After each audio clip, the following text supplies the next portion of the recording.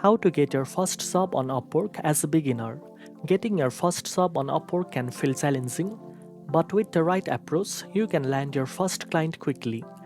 First of all, make sure your Upwork profile is complete and professional. Add a clear profile photo, write a strong title, and create a compelling profile description that highlights your skills and expertise. Next, carefully select the skills that match the services you want to offer and showcase your portfolio with any relevant work or project. Start by applying for a small project that match your skill level to build reviews and credibility. When sending proposals, personalize each one. Address the client's needs, explain how you can solve your problem, and keep your proposal concise but impactful. Avoid generic messages and focus on quality over quantity.